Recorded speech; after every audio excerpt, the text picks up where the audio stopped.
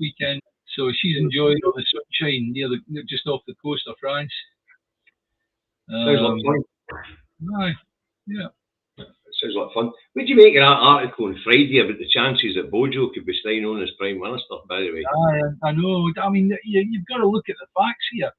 It's like these two idiots are getting elected by the Tory membership as leader of the Tory party, not as the Prime Minister, but as leader of that. And the mainstream media are putting out that that's the new Prime Minister that's going to be.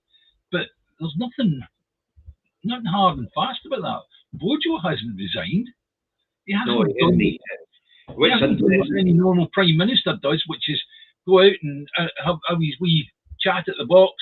Oh, sorry, I've got to go and all the rest of it, right? Then he jumps in the car, heads to Buckingham Palace, the Queen's, and goes, I'm terribly sorry to hear you go. And that's it. That he hands over his resignation, and that's it, right? Bojo hasn't done any of that. He simply hasn't done it. So consequently, we've got a situation where it's not clear what's going to happen. Well, I'm not quite sure how the numbers work, but what they're saying is they need to get 10,000 signatures to get the 1922 committee to put it out to party members on whether he should stay in place or resign. Yeah, I know, it's like, yeah. Okay, listen, David, have you noticed yet? There's comments coming up. That means we're live. Yeah, Buggy, you've done it to me again. You've done it to me again. Hi, guys. Anyway, what we're talking about what we're talking about the disaster, which is the Tory party. Would you make a list Truss as foreign secretary saying that she doesn't know whether Macron is friend or foe? The French president.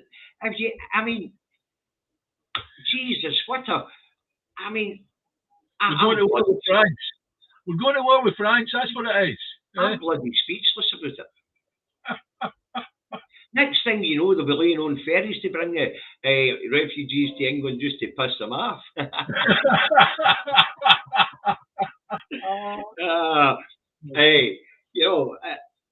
Absolute nuts. Yeah, I know. The French have been long-standing allies for a long, long time, and she doesn't know whether they're friend or foe. And this is the person predicted to be the next Prime Minister. It's brilliant. Yeah.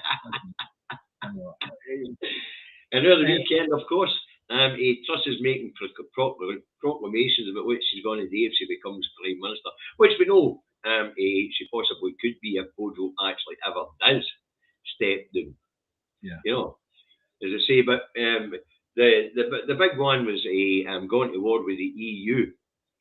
The NI protocols. She says within 10 days of her becoming Prime Minister, if the EU haven't capitulated on all her demands, she will scrap the NI protocols. What do you make of that? It's just, look, we know the reason why they're doing it. The Northern Ireland is doing well under the Northern Ireland protocols. And they don't want a situation where a part of the United Kingdom is doing well because of something that they haven't done. So therefore, Brexit has got to work no matter what in their eyes. So therefore, they'll just make sure everybody's hurting just the same. Now, the feeling coming from people in Ireland themselves is that if you take Charles Tannock, right, a doctor who's penned a bit in the Belfast Time, and it's also been picked up by the Express, and he's saying it's utterly reckless and counterproductive if it's the intention of the new administration to go to war with the EU protocols. And what this Dr. Charles Tannock is saying is, well, they don't learn that what they're doing is anti-democratic, as people in Northern Ireland have voted for a majority for the protocols. It's very similar to the way that Scotland's being treated. It's almost as if, the will of the people in Northern Ireland doesn't matter a fuck. Same as it doesn't matter the will of the Scottish people, as long as England gets what it wants. Yeah. Well, you could look at it another way and say, are they just saying to all of us, bugger off? You just say to always bugger off, would be happy. We'd be quite happy to go up and leave. Yeah. You know? But it's this is what being in a colony feels like. Aye. You know, I mean, it's like Stormont and Holyrood and the Senate in Wales. They're only there to run the council. Yeah. You know, they're only there to administer They're only there to administer the colony. Yeah. Got to tug our forelock to the Governor General. Talking about which, the Governor General is opening Elizabeth House on the 1st of September, officially, right. As you're aware. But they're just trashing democracy. Even in England, they're trashing democracy, and the people in England just don't see it. Yeah. I mean, they're using AI, artificial intelligence, to actually manipulate people down that road and extrapolate how they can get people targeted with information to ensure that they vote a certain way. As well, of course, it's going to change the boundaries and rigging the vote by moving people off the electoral register if they don't have, no allowing them to vote if they don't have the right type of identification. You know, I mean, I'm going to have to buy a provisional license. So it's able to vote. Yeah, exactly. It's a simple way to get the picture identification so that you can vote. And I do. I'm going to stick this one up with David, right? And then we'll get back to you. Picture identification, we'll get back to right. I've just noticed this was on. Good afternoon, everyone. Guess what, Chris? David only just noticed it was on about 2 minutes, 3 minutes, 4 minutes, 5 minutes into the show. It was a sneaky, I just hit the go button. So, you're getting an impromptu now. Chris, he's doing this to me all the time, son. He really is dreadful. So, you know, they're trashing democracy. And they're trashing democracy in England as well. And they're manipulating the people of England, and they're going to crack down the people of England because they're expecting civil unrest, and that's what these bloody bills are about. And civil unrest, and we're talking about them, police crime. I don't mean electricity bills, we'll get there. I mean the police crime sentencing and police crime courts and sentencing act, and of course the new Public Order Act, which is to be introduced once the new Prime Minister's put in place. Yeah. It's just one of these things. Every now and again, David and I use this platform to shoot the breeze, and I've just hit he doesn't know, he can't go live. It's my account, so I just hit the live button while he's not looking. I generally distract him so he doesn't notice the countdown. So what were we talking about? Talking about the energy crisis, what crisis? We're going to go on to that. But Ofgem condemned up in the Scottish courts Highlands and Islands Affordable Housing, the Good Law Project, and Poverty Action Group to sue Ofgem and the Scottish courts. This is under Articles 8 and Articles 14 of the Human Rights Act. Now, you and I were talking about this earlier, so I know you're prepped to Human Rights Act. I know you prepped them because I wanted to. You and I were discussing them earlier.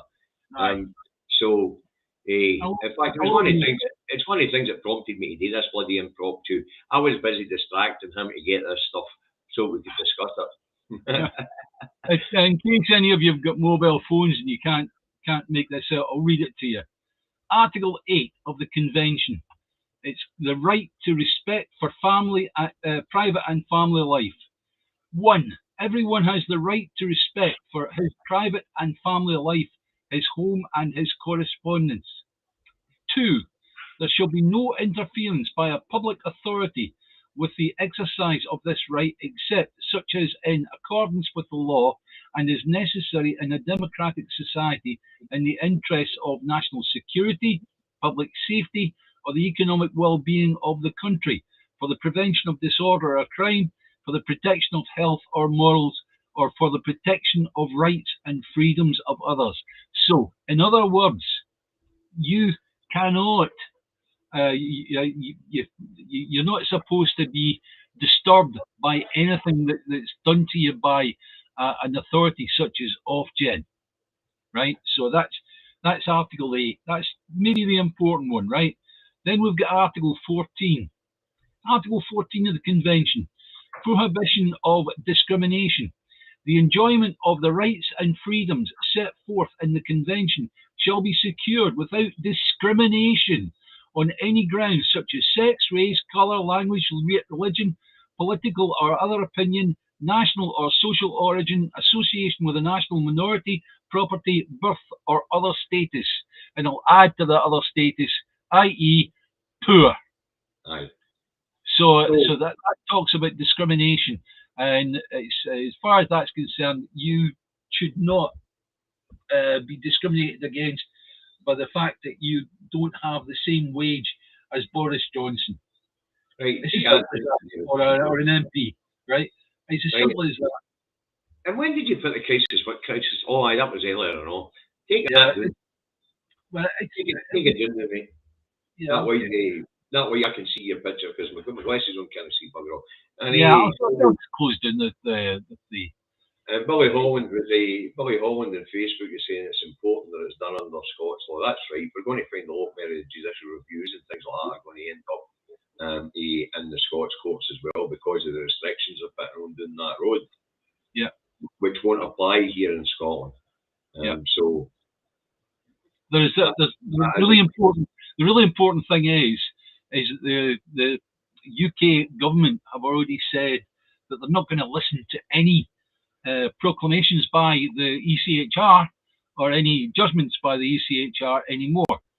So what the Good Law Project have said is, right, okay, we'll continue that action, but we'll take it into the Scottish courts as well.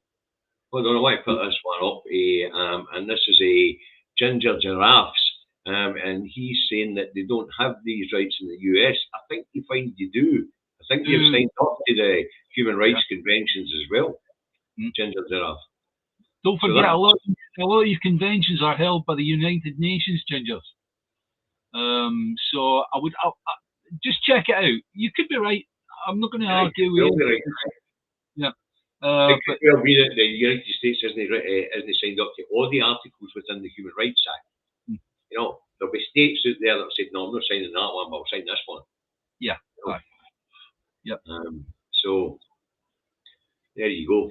And as I say, but the thing about it is, if I remember right, are they not also raising a case in the European Court of Justice for this on the same thing? Or is it European Court of Human Rights they've raised the same action? Who has? A Good Law Project and the Poverty Alliance. Yeah, what they're doing is they're running both in the ECHR, and they've obviously now said, right, we're going to run the same action in the Scottish courts. Well, it's the right place to do it because if they get a ruling for the Scottish courts, there's nothing the Supreme Court or anybody else can do about it, as we've seen with the prorogation of Parliament. So I think the Good Law Project and that will be actually boxed clever again. The Supreme Court in America has made discrimination legal for religious reasons. As I say, there could well be that there's parts of the conventions that they're not signed up to. They say, well, look, I'm not quite aware. Okay. All right. Well, anyway, but so can they discriminate on because they're poor? That's exactly what the energy companies are doing. Actually, in fact, they're not just discriminating against the poor; they're actually creating poverty. But you have to understand the central organisation in all of this is Ofgem. Ofgem should be acting on behalf of the people of the United Kingdom, but it has been found by their actions that what they're actually doing is working on behalf of the big six and the energy giants, right? So consequently, one director has skied the pitch, has fled. Yes. And it's possible we could see others fleeing as the situation gets more dire for them because when that particular director fled the field, it was Alice or something. can't remember, I need to go back in my notes.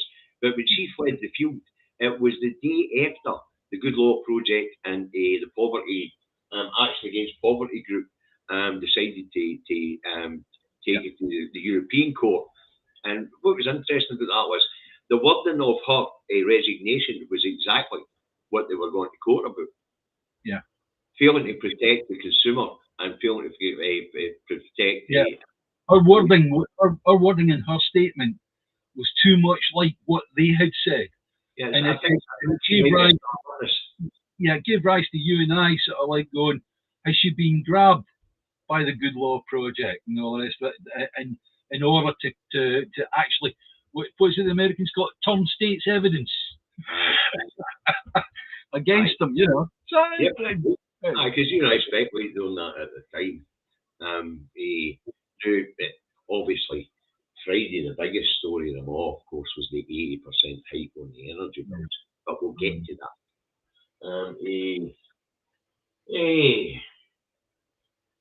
But what I really want to point out about the administration, I mean, let's have a look at the Governor General here in Scotland, Alistair Union Jack.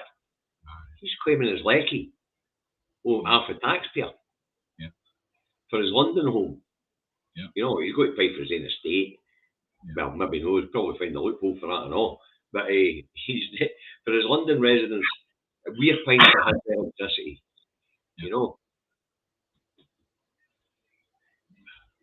The claim right doesn't solve any of their problems, Chris. Margaret Bryan has put up one. Can you bring it up on the screen, David, please? Aye. This is important. This is something that needs to be. I want to ask you guys, what, if anything, I can do about my prepayment meter against these rises? Can I ask them to remove it? They probably won't, Margaret. Yeah, you can ask Margaret, but they won't do it. They won't do it.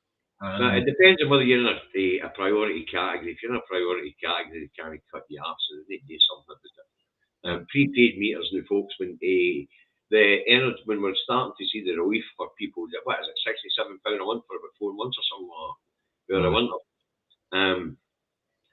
Those in prepaid meters will be getting vouchers sent to them one a month in order to take it along to your local PayPal and get them to top it up into your key, your meter key. Now, if you're dual fuel, I don't know how that's going to work. But if you're single fuel, I am. And I am on a prepaid meter, folks. I can tell you that. I'm not ashamed of it. 2008, a financial crash, to help me take it out, I wanted more control. But Sarah and I are in a position where we can afford that. Yeah. You know. What shocks me, what really shocks me, is the situation of the flats that we've got across here. I personally know of a couple of single-parent families. I'm not going to tell you what gender they are. They're single-parent families with young babies and toddlers, and they've got storage heaters. And if any have got storage heaters, you'll find, well, they get cold. They take a day to warm up. So consequently, we've got a situation where they've got a prepaid meter, and if they let the candle go out, that's it. Their house is cold for another 24 hours. Aye. It's dreadful. It's a dreadful situation, and they can't afford. I mean, the story I heard was well before this nonsense. It was a lassie was paying £50 a week into our prepaid meter to keep the thing going. What it is now, I don't have a clue because I haven't spoken to her, right? But it's just, it's crazy and it's heartbreaking. I want to address this one, Dave, because the claim of right seems to solve a lot of our problems. Why is there not a bigger push to get it enacted? Well, because we live in a democracy and you would enact that claim after a vote. Yeah. That's why. Yeah. People have to realise that the world will only recognise a democratic route to independence for us people, because we've already set a precedence, right? Other states that have become independent of the United Kingdom, some were just declared after a parliamentary vote, but most of them have had some sort of a democratic exercise to get themselves out. You know, so the claim of right is something you would do after you'd won the vote. you would exercise your claim of right. Yeah. Now, we spoke about this in 2012 and 2013. There is a mechanism for dissolving the union, but it's in the Lords, and the SNP don't remember in the Lords. But there is also the democratic means, as laid out by Margaret Thatcher, in a plebiscite election. But after that plebiscite election, provided the SNP get the majority of the MPs and send them down that road, how it would work is they would sit as the old Scottish Parliament, the Scottish Grand Committee. They would then inform the Speaker that they intend to suspend the treaty and come up the road and hold a constitutional convention. That might either lead to a confirmatory referendum, or it might well be sufficient, because when you hold a constitutional convention like that, you draw on all four estates, as they call it, or the three estates, sorry. You would have your councils, your MSPs, and your MPs. The SNP have a majority of them all. So the cuckoos in the nest at that point in time would be screaming for a confirmatory referendum. But the thing is, the union would have been suspended by then, and Westminster wouldn't have the right to interfere in that particular referendum. Now, that's the way it should be done properly. That's basically the gold standard. Now, all these other things, they're all helpful to try and push people along. But we, using the claim of right, as Sarah Sawyers wants us to, then you're looking at court action that would take 20 to 25 years to get to the international courts and get the international community to recognise the claim of right. We don't need that. The claim of right's already set in Scots law. It's a democratic process that has to be continued with, and it has to be followed through. And it has been ratified in the House of Commons as well. That's an important thing to remember. When the Russia-England game was taking place, I know the English MPs scuttled up to the bars in the House of Commons. Well, the SNP had a wee action all of their own. They started what they call was it an early day motion, David? Yes, it was their early day motion. That's right. It was early day motion, and basically what they did was they put the question of the claim of right up to discussion, and then they voted on it, and it got voted through. It's simple as that. So it's actually within the House of Commons. It's registered in the library and all the rest of it. Anybody can read it. So that's another good feather in our cap. It took a bit of hoogery-pokery to get it, but at the same time, it was still a worthwhile exercise. And you can thank David for that, by the way. It's a difference. That's another story, but they know the story. We've spoken about it. I want to keep on track on the energy thing. Did you see Dr. Philippa Whitford rip the MSM a new one on the energy thing? Absolutely. All the time. She destroys the arguments of the unionists and the unionist politicians simply by putting out simple facts. She did the same with the NHS. Yep. Just the question was, oh, look at their health services failing and all the rest of it. And she brought out the last 14-year records that showed that the Scottish NHS was performing fantastically against all the other NHSs in the United Kingdom, right? And she's done the exact same with this. Yeah, so 97% of your energy is produced by renewables. We've got all the gas, we've got all the oil. How come we are paying more than anywhere else in Europe? And that's specific to Scotland. Yeah. Believe it or not, we are actually paying more than the people we're exporting this stuff to for electricity and for gas. And it's our resources. Yeah. Talking about getting shafted up the back end. And also, you have to remember that in Europe, you're welcome. Yeah, they're saying that this is a worldwide thing, right? But when I talk to people that are actually living in Europe, they're all the one thing they're going, crisis. What crisis? That was the other thing that Dr. Philippa Whitford pointed out. We only get 3% of our gas, and I think it's 20% of our diesel for Russia. So actually, the people in Europe who are paying less for energy are more vulnerable to Russia and the gas crisis. And yet, here are we paying 5 times more than they are. Yeah, that's right. And we are a massive energy provider. Chris, as I say, you're welcome. If anybody wants to argue with that, this. yeah, if anybody wants to argue with that, right? Okay, it was a slightly different figure, but right back at the start of the Ukraine action, the Russians started with it, the war. Boris Johnson was the one that stood up and said, we only get 2% of our gas from Russia anyway. 4%. Yeah, and he said that on TV, and I remember it clearly. And that so okay, Philippa's saying 3%, fine. I'm not going to argue over 1%, but that's fact. It's anybody that says to you, if it comes up on the TV that it's because of the Ukraine war, is it hell? It's not. It's down to pure and simple money grabbing by money grabbing bastards. Simple as that. Aye. Right. Chris is thanking us for that explanation on the climate, right?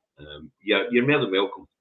You know, people are entitled to their opinions, but David and I tend to deal in facts, political facts, research facts. Yeah. So that generally helps. I mean, when we were looking at the Good Law Project's action, that's why David and I had Article 8 and Article 14 lying about. You know, we want to know what this action is going to lead to, if it can be successful. You know, so another interesting one in the papers today. Did you see that one in the Times? The Times is telling the people of England that drinking recycled sewage water will be their future. Well, can I just say that they do that in the space station at the moment?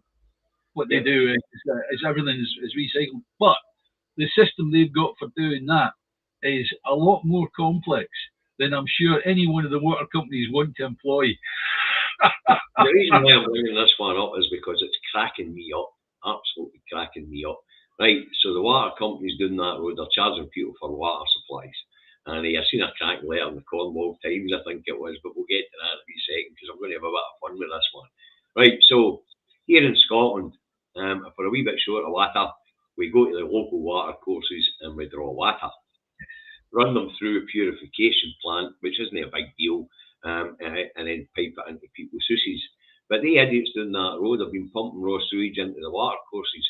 And when their leaky water companies are running out of water, they can't go to the water courses for water because they've filled them full of shite. Now, I mean, comedy gold.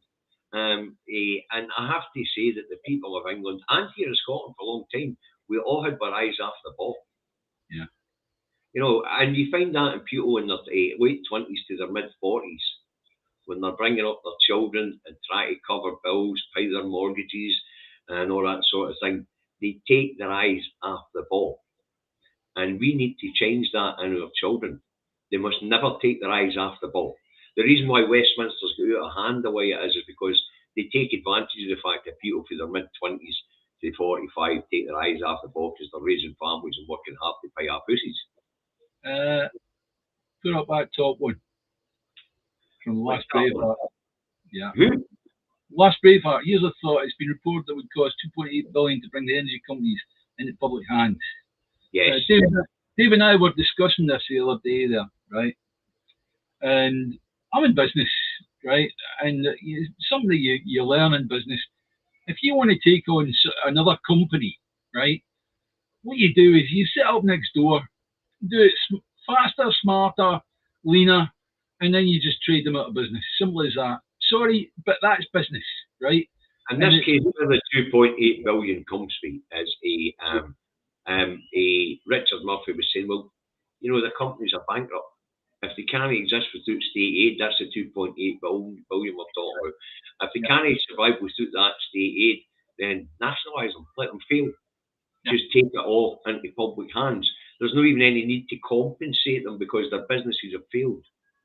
It just becomes a various means of asset stripping, except what you're doing is it's the government this time that's waiting for the company to fail and then jump in and say, right, give us the keys and we'll take all your stuff as well, right? Something like that, right? You know, the amount of times I've read over the last few days because this article that was in the Express about Nicola Sturgeon promised a state-owned energy company back in 2017. Why hasn't it happened? All the rest of it, right? And then with buffoons like blooming, I'm not going to mention his name, but the buffoon that writes for the Crossgate Centre, basically he put up the same article at the same time, written by him. And I've started to look at it and go, is he feeding these stuff to the Express? But anyway, right? So why don't we have that energy company? It's dead simple. Do any of you realise how long it takes to set up a company? Do you realise how long it takes? We're not talking about a wee window cleaner set up here. We're talking about a major state-owned energy company. If you've any idea, then you realise that it's more than just a year or a couple of years, right? Also, the instability in the market. There has been instability since that announcement. No, let me get to that, right? Okay, so then that was 2017. So let's say he started working on it in 2018, and they do all the numbers and make sure they've got everything in place and all the rest of it, right? And then they hit the back end of 2019. Brexit happens, right? And then at the beginning of 2020, we've got COVID that comes in, right? And all juices went on to dealing with COVID. Now, that's the reason why you don't have it. But when it all went quiet in COVID, why wasn't it done then? Well, dead simple. That's because Ofgem started playing fast and loose with the energy market. And that's why all your little companies went up, right? And in favour of the big six. The big six took all their customers. And that was gerrymandered. And I'll tell you what, Ofgem will have their blooming day in court over that at some point. Maybe not this year, maybe not next year, but they will. They'll end up in court over that, right? And that means that if Nicola Sturgeon had managed to set up a state-run energy company, it would have been initially on the retail market side, providing householders with gas and electricity, and it would have gone pop. So she's no daft. The Scottish Government are not daft, so they didn't do it. They will do it, but I'll tell you now, it's going to be after independence that it's done. That's the explanation. And the SNP bad story of today is, I don't know if you're aware of this one, David. As you know, I've started writing the review of the weekend. So I'm scrolling through all the pish. Apparently the SNP are looking at raising taxes in the top band here in Scotland. You know, the very richest. They're talking about taking a couple more pennies off those that are on 150,000 plus a year. Fair enough. That's, you know, they try to turn that into a bad story here, but what they don't realise is, I mean, every time they go to change tax rates here in Scotland, we get this sort of crap. And the Cold K programme, a couple of years ago when they were doing this, and we had all the top earners in Scotland phone up and say, we don't care. If as long as the public services are good, by all means, tax us another couple of pence. We can afford that. The most important thing is where the break point is, right? But some people have got the idea that if they, I think one of the breaks is it 40,000, 45,000, 50,000, something like that. Forget, right? They think the moment they reach that point, all of their salary is taxed at that rate. No, it's by how much you go over that. Yes. So, for example, if it was 50,000 and you earn 51,000, right? You only pay the top end on that 1,000 that it goes over. So please remember that. That's important, right? You all get 12,700 and something for nothing. There's no tax charged on that at all. Thank you, Madam Director. Yeah. Sorry, David, I'm not ready for your coffee. No, it's 40 bloody mile. It'll be cold the time you get there. Would you mind?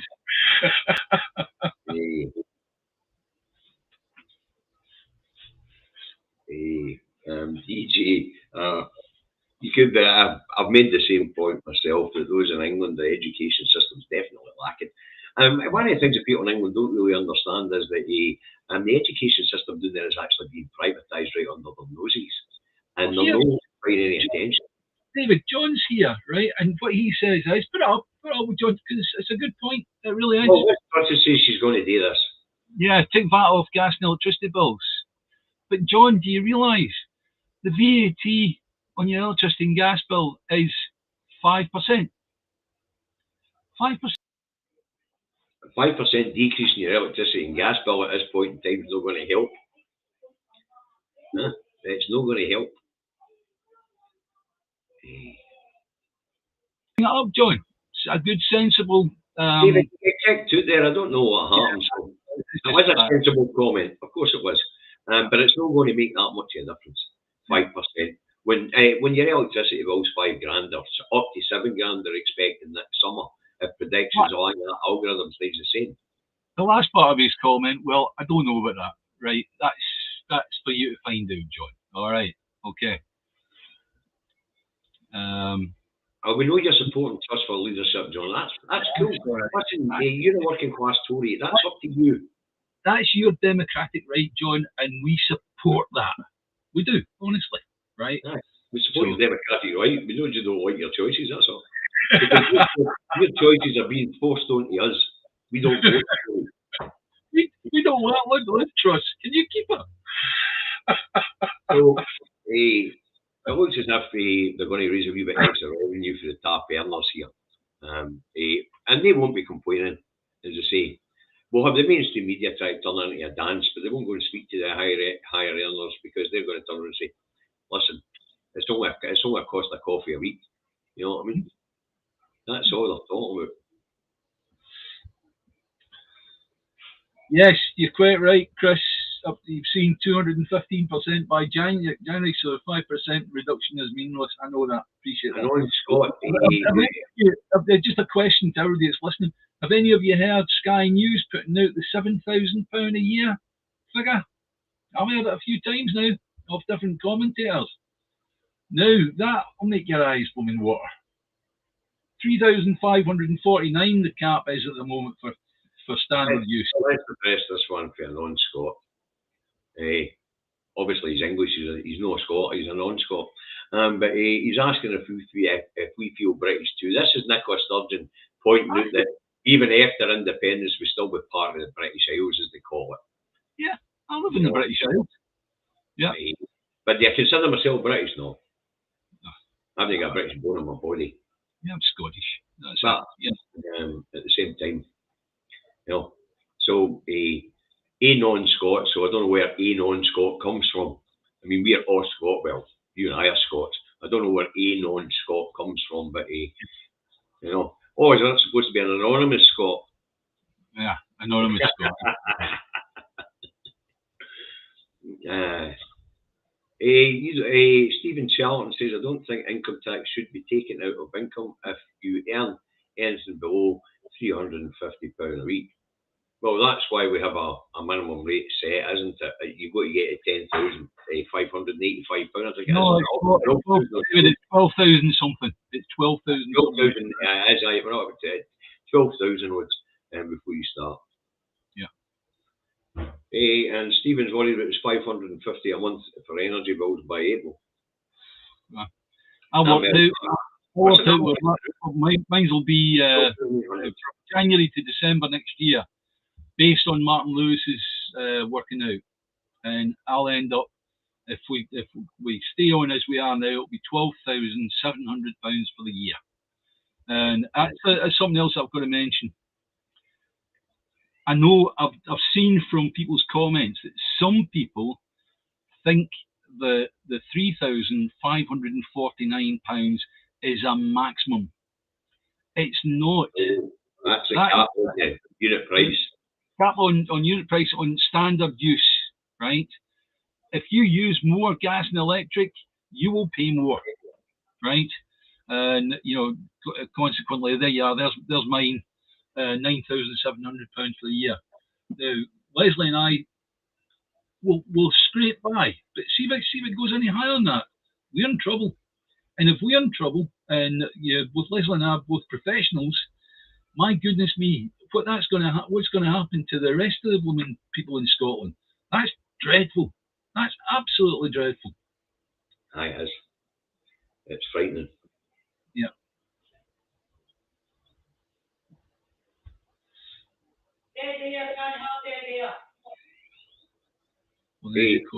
Apparently, John, your last comment was eminently sensible. But while the energy costs are expensive, give all single pensioners an extra 15 a week and couples 25 a week between October till March. So an extra £100 a week, £100 a month, and that might help a wee bit, John. But you've got to remember, here in the UK, they've got the smallest state pension anywhere in the developed world. Even the Romanians get a better state pension than we do. Mexico used to be the top, used to be the lowest, but they upped their pensions, and then it was the UK that ended up the bottom spot. Yep. So they talk about giving pensioners an extra £25. John, see if you'd attained what they've taken off your national insurance all your life, mate, and put in a private pension, you'd be minted. You may excuse the clattering in the background, folks. This is an actual working domestic residence, and her ladyship, the Dragons, decided that she's going to be as disruptive as possible this afternoon. which is our want,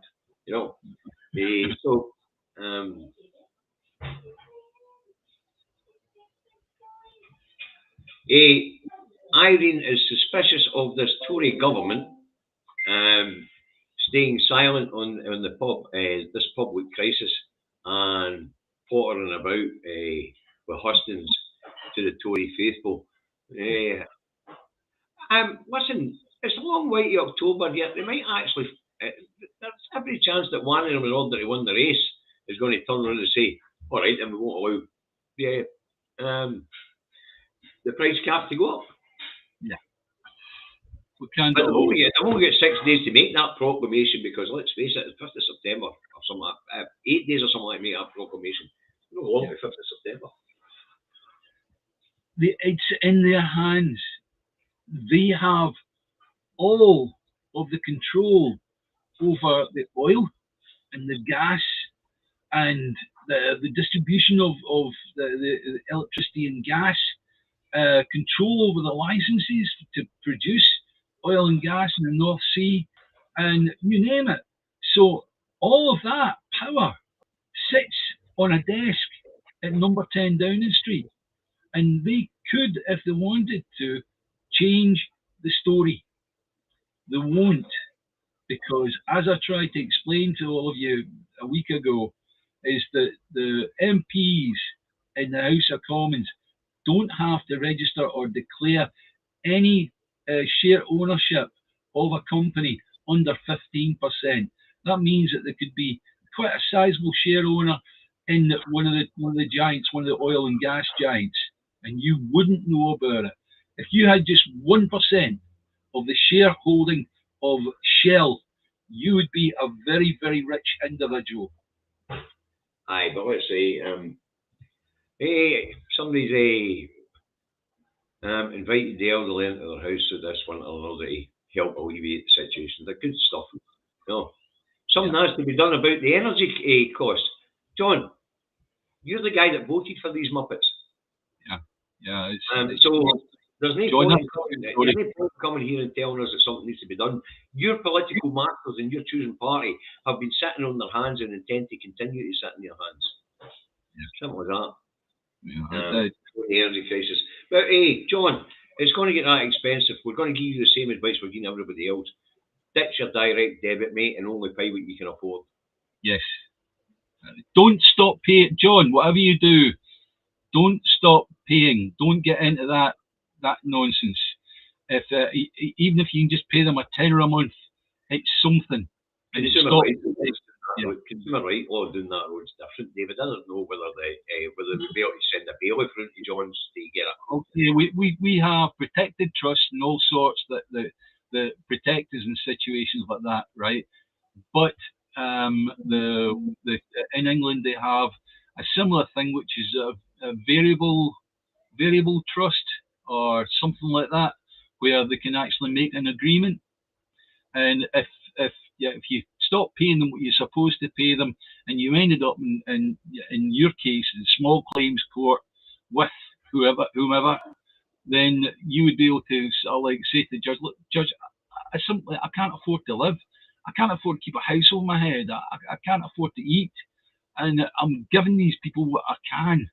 And I'll tell you now, I firmly believe the judge would come down your side and agree some kind of small payment that you would make until things got better. Sandra Uren Facebook makes a good point, and that is that single people living in a dwelling by themselves generally have the same energy costs as couples as well, you know. Yeah. My big worry, my main worry is I do believe that that through the actions that I've taken and hopefully others, that the councils and the police will act together and try and help people, right? But my big worry is the anonymous Scott's asking a question, David. He wants to know what's act of self-determination. Well, the only one I can think of at this point in time would be the Human Rights Act, Article 3. But that's up to you to go and do a wee bit of research, and on Scott, you put a search engine. That would be good for you to do that, because you're asking questions, you're asking basic questions, and I respect that, but also I respect the fact that people should go and have a read at things themselves. They're all there to be seen. John, I'm glad you're going to be all right, and you think people are going to struggle a little. People are not going to struggle a little. Have you seen the headlines today? People are going to die. Yeah. People are going to die because of political choices being made by the political party that you support, but that's your right. But people are not feeling a little hardship. You might have a wee bit of a buffer behind you, but the majority of people don't. And at this point in time, we've got 15 million people living in fuel poverty. It's about to rise to 44 million.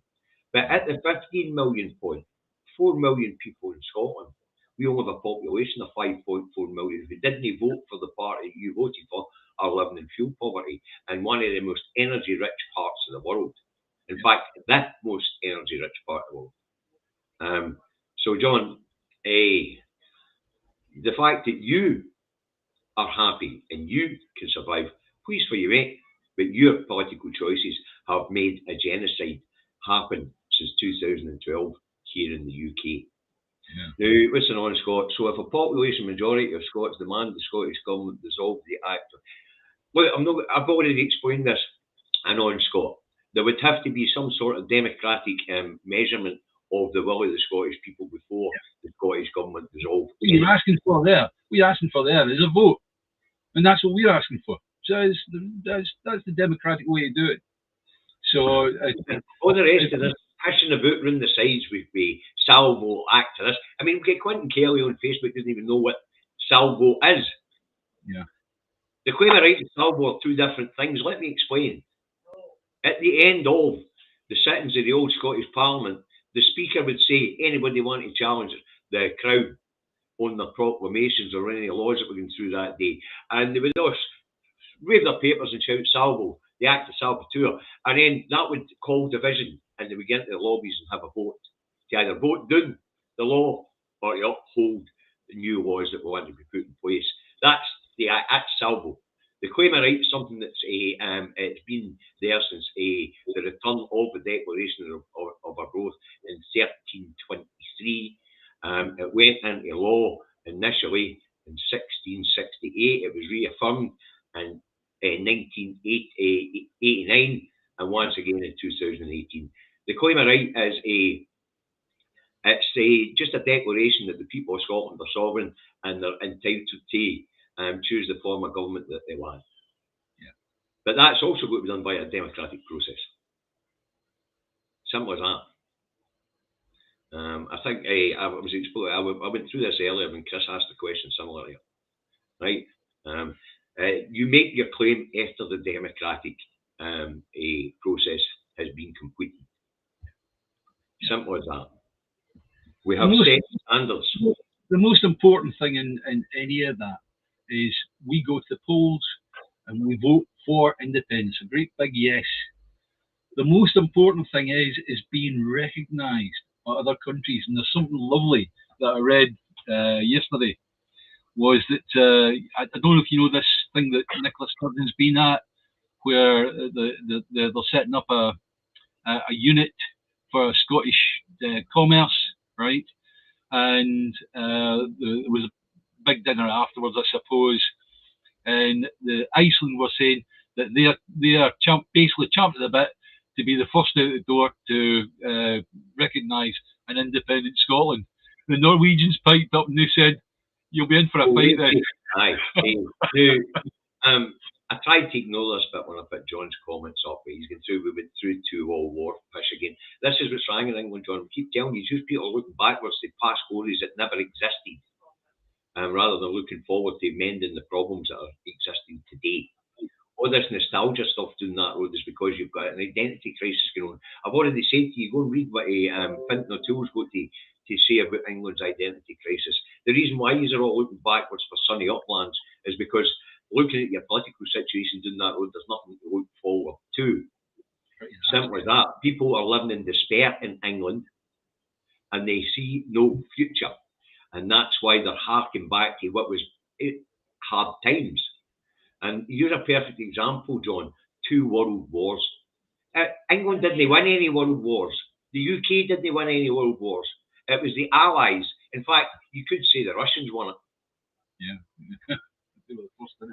So, this 2 world war push, all we got out of 2 world wars was a lot of dead people. And unless you've been in a war zone, John, don't come on talking about war. Mal M makes a damn good point, by the way. Put that one up. What one? Right, very top. 3rd down now. Lorraine? Folks, don't go messing about with your electric box. Oh, who's that? I don't see that one. Come on, just Mal M. A white M on a brown background is the little emoji that's there. I'm not seeing the comment. Oh, there's new ones come up. New ones come up. Hold on. Mal M, that's there. I don't go messing with your electric box, aye. Yeah, people are going to be tempted. You know, they've done it in the past. I remember back in the day, in the 70s, people were running their house after coastlights and things like that. They were that desperate. You know, it's not a good thing to do. You can't smell it, you can't hear it, but my God, you feel it. People don't give John a hard time.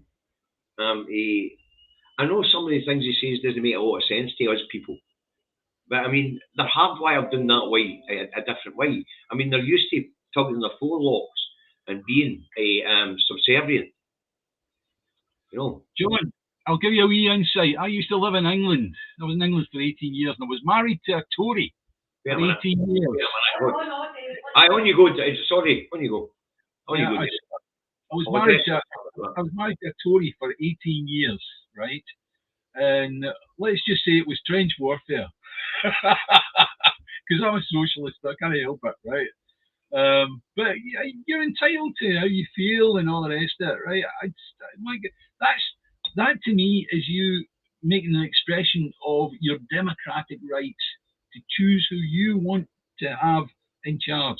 That's good, John. That's good. But we don't want the Tories.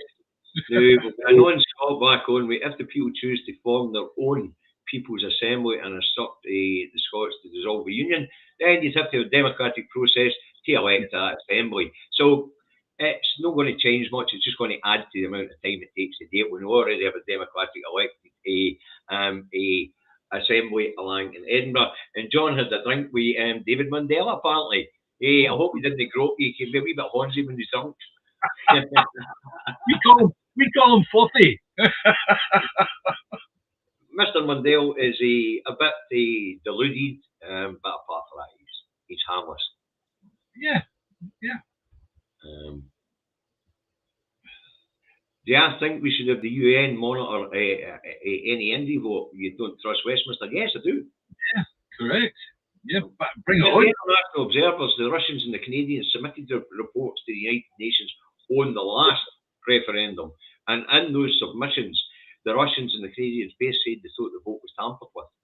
Yeah. The Canadians said it was done by the media, and the Russians said that the actual ballots were being tampered with.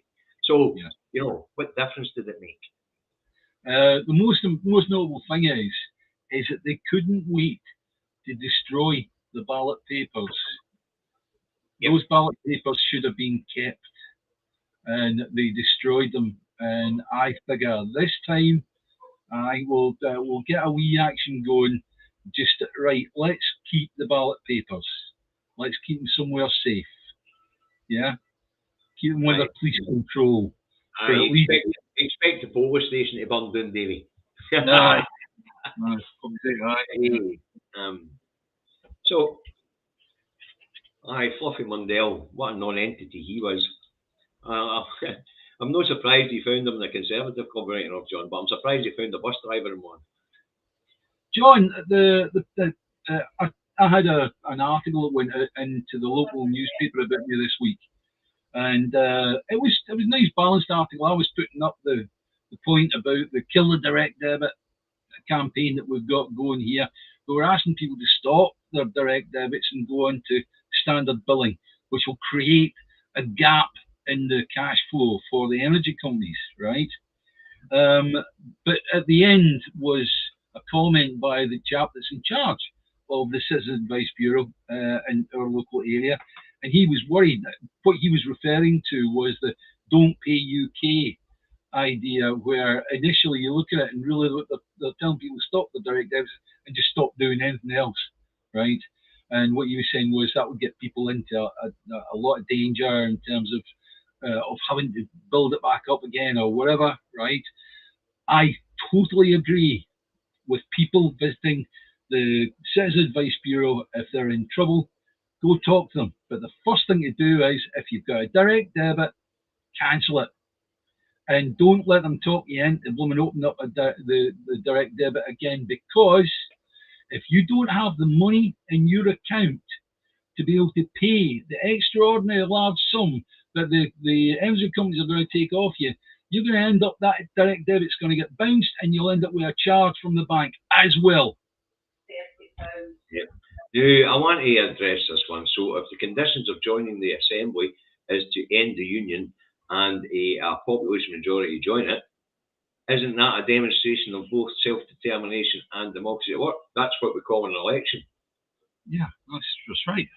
That's what we call an election, dear boy. And we already have a majority of people expressing their will. That's why we have a majority of pro-independence MSPs in there. But it doesn't matter how we break this down, whether it be the act itself or the claim of right or whatever.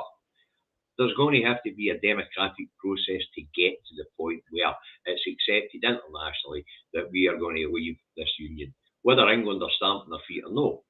You probably see us back to front, but I think you get the picture. That's how I'll join. So now all these different ideas out there are not going to change the fact that we live in democracy, and that the democracy must be seen to be done. Otherwise, the system is kaput. Yeah. And as we're seeing coming from John's party down that road, it is no longer a democratic institution, Westminster. It's becoming more and more a authoritarian regime. It's on its way to fascism. Yeah. We've seen that with the gerrymandering of the next election. 3 million people kicked off the voters' roll because they don't have, or 3 million people will be unable to vote because they don't have the right sort of identification. When that bill was passed, the Tories said there'd be a secondary bill passed within weeks to authorise councils to issue identification.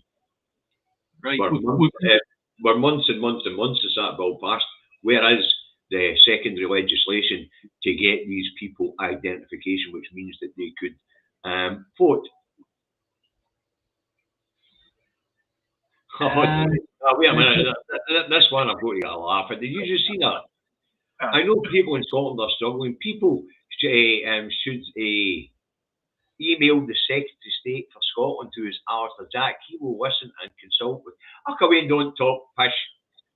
Wow, you really don't understand how this works, do you? the Westminster government isn't talking to the Scottish government, and they're blaming the Scottish government for it. Alistair Jack won't even show up in the Holyrood committees to answer questions. John, once again, you are talking really mental. You're welcome on, Scott. You're Listen, talking really mental on things you don't understand, John, because you're not living here. Yeah, come on, we've done a good, we've gone for over an hour now, right? So I suggest we sort of wind it down there. All right. I hope that you found it interesting. I hope you found it worth talking about yourselves. Please, please share this, because there'll be things that we've discussed here that other people do need to know. All right. So we do hope you found it entertaining as well at times. Please, if you can, subscribe to the channel if you haven't done so before. And we're not looking for any monetary support for what we do. The only support we need is to get it out there, get the thing out here. Now I'll leave you with a final message of the day. I've put up the Killer Direct Debit, the Sunday update as I normally do on a Sunday now, right? And I left people with the thing of, look, I'm only one person trying to do all this. And David helps me out. David helps me greatly. He really, really does, right? But still in all, we're just two blokes fighting against a blooming tidal wave here, right? We need you to get involved. Talk to your councillors. Ask them, what are you doing to mitigate this humanitarian crisis that's coming through the door? And if they don't know the answer and cannot give it to you right there and then, just say, well, can you bloody well ask? Right? Because I'm having difficulty getting through the front door of Western Bartonshire Council. And it's not funny. I've had a good response of the police, but I've had zero response from Western Bartonshire Council. And I need all of you to please help us by talking to your own councils. This isn't just Western Bartonshire Council. This is Scotland-wide. You know it is, right? People are going to die, most definitely. And, if just imagine everybody that's on here, and me and Davey, we managed to save one person's life. Is that not worth it? Well, I'm talking about saving a lot more lives than that. So please help us. Please help us. Talk to your councillors. Talk to your MSPs. Talk to your MPs and tell them to get the front doors of the council open, because they have an emergency fund, and I want to know how much of that emergency fund they're going to put towards this emergency crisis. And we've got people in their houses that can't leave their houses because they're disabled, they're old, they're infirm, and they are going to die if they can't keep feeding that meter. So we need the councils to use their health and social care section to make sure these people are all right. So that's how I want to leave it. Right. So, David. John's last question is, will the referendum go ahead? Well, you know what, John? That's down to you, sir. Either you're a Democrat or you're no. And if you are a Democrat, as a Tory or a Labour supporter or anybody else, whether you believe in the union or not, if you're a Democrat, John, you should be pressuring your own party to say, "Hoy, democracy must be served." Because I'll give you a warning here, John, and take this to heart. Because if democracy is not served in Northern Ireland and not served in Scotland, you can bet your ass democracy in England will be quashed. Yeah. Quashed. Yeah. And if you value democracy, John, then you should be supporting the idea of a referendum, whether you want us to leave or no. Because democracy must be seen to be done. Yeah. We've got the right. What you're saying is, the party that you're voting for, John, is taking away your democratic, your human rights, and your right to a decent family life. In fact, they couldn't be breaking any more the human rights. Oh, they could, the right to protest. They're taking that away from you and all. And if you're not awake, John, and you don't believe that democracy must out, then I'm afraid you're going to lose it. And let's come together in a big society to help everybody. Why? You people in England are not wanting to just take what's yours. You rely on everybody else's. And you're pulling and sharing as a lot of pish. What you do is pull and run up huge bills on our credit cards. I explained this the other day. Every time you go for a dump in your nice new sewers works down there in London, it costs the people of Scotland 2 pence. Yeah. Every time you go on Crossrail, It's costing the people of Scotland a fortune, 800 million and still counting. HS2 hasn't got a bloody track down yet, and it's cost the people of Scotland 8 billion quid. Yeah. You're running a savvy on your fucking credit card, John. But the important point here is democracy must be seen to be done. And if you don't support democracy being seen to be done, then that'll explain why you people in England are allowing your democratic rights, your civil rights, and your human rights to be eroded. Okay. I'll just answer Lorraine. Lorraine, don't worry. It's like we just use John as a bouncing off point. That's all. It's actually pretty useful that he comes on because it allows it gives us a perspective of the people in London. Yeah. And it also illustrates how very little they understand of the political situation outside their own bubble. Yeah. Anyway, we're going to round this up here, folks. Yeah. I hope you have found it entertaining. I hope you found it informative. And as you can probably tell by my monologue there, that I'm a Democrat to the soles of my shoes. Yeah. Okay. So say bye, David. Bye, David. Bye, Sarah. Bye, David.